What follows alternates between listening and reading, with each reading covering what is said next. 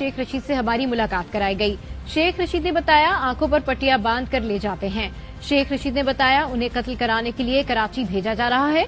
मुझे कुछ भी हुआ तो FIR शहबाज, जरदारी, बिलावल और राना सना के खिलाफ होगी।